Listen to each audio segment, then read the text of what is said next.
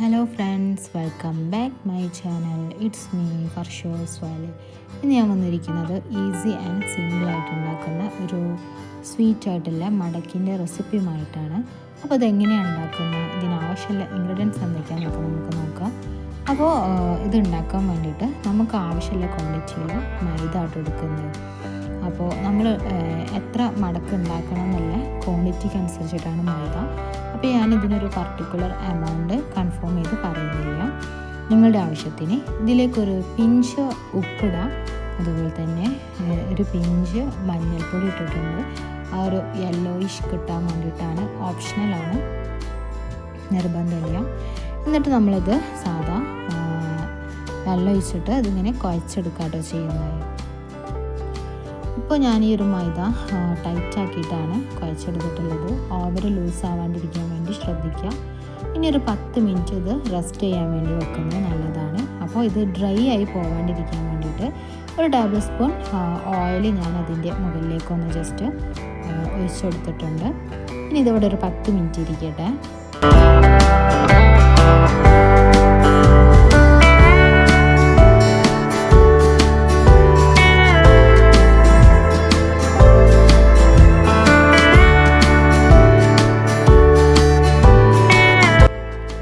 നമ്മൾ ഈ മൈദ കുഞ്ഞു കുഞ്ഞു ബോൾസ് ആക്കിയിട്ട് വെക്കാം കേട്ടോ. എനിക്കൊരു 10 പത്തിരി ഉണ്ടാക്കാൻ വേണ്ടിയിട്ടുള്ള അത്രയും ക്വാണ്ടിറ്റിയിലാണ് ഞാൻ മൈദ എടുത്തിട്ടുള്ളത്. ഇനി ഈ കാണുന്ന രൂപത്തിൽ നമ്മളെല്ലാ മാവും വളരെ തിന്നായിട്ട് പരത്തിയെടുക്കാൻ വേണ്ടി ശ്രദ്ധിക്കുക.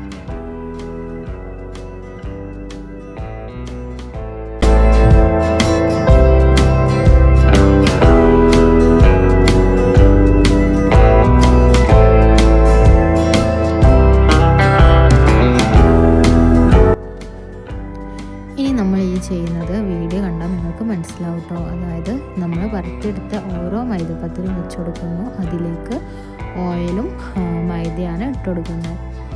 എന്നിട്ട് നമ്മളിത് ഓരോ ലെയറാക്കി കിട്ടാൻ വേണ്ടിയിട്ടാണ് ഇങ്ങനെ ചെയ്യുന്നത്. അപ്പോൾ വീഡിയോയിൽ കാണുന്ന പോലെ തന്നെ ചെയ്യാൻ വേണ്ടിയിട്ട് ശ്രദ്ധിക്കുക.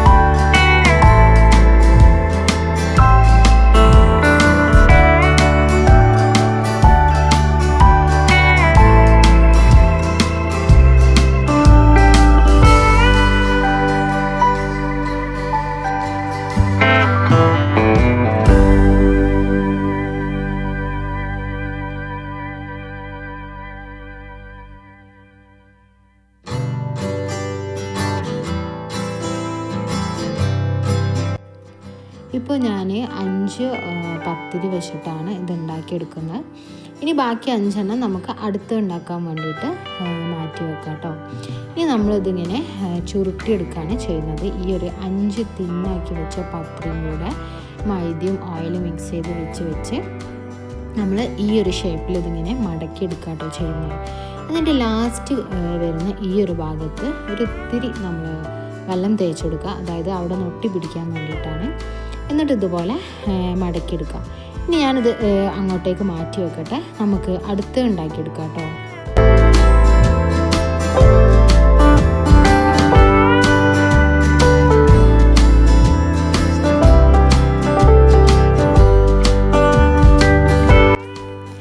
ഇപ്പോൾ ഞാൻ 2 ഉണ്ടാക്കി എടുത്തിട്ടുണ്ട് കേട്ടോ.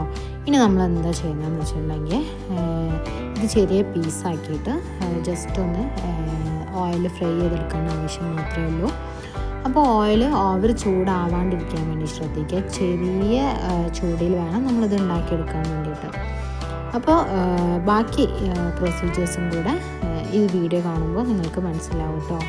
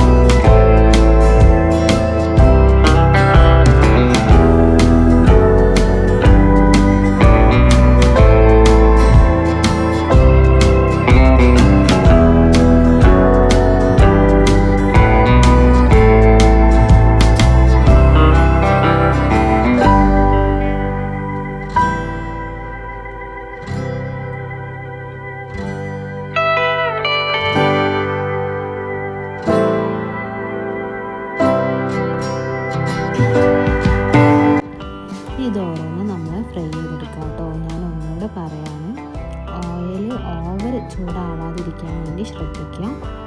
സിമ്മിലിട്ടിട്ട് വേണം ഇത് നമ്മൾ ചെയ്തെടുക്കാൻ വേണ്ടിയിട്ട്.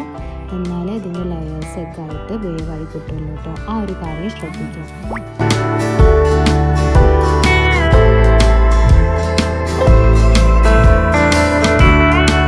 ഇത് വേവാവുന്ന ഈ ഒരു സമയം കൊണ്ട് നമ്മൾ എന്തുണ്ടാക്കിയെടുക്കുക, പഞ്ചസാര സിറപ്പ് ഉണ്ടാക്കിയെടുക്കുക കേട്ടോ. അപ്പോൾ അതിനായിട്ട് നമ്മൾ ഏതൊരു പാത്രത്തിലാണോ പഞ്ചസാര എടുക്കുന്നത് അതേ സെയിം അളവിൽ വെള്ളം ആഡ് ചെയ്യാം.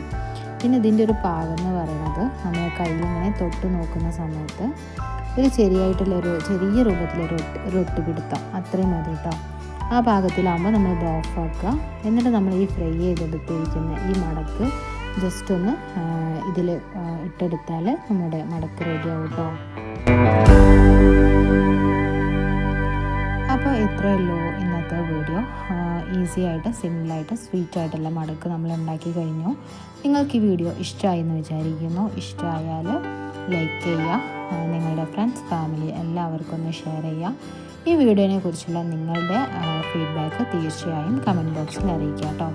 അപ്പോൾ വീണ്ടും അടുത്ത നല്ലൊരു വീഡിയോയുമായി വരുന്നവരെ bye, see you guys. Thank you for watching.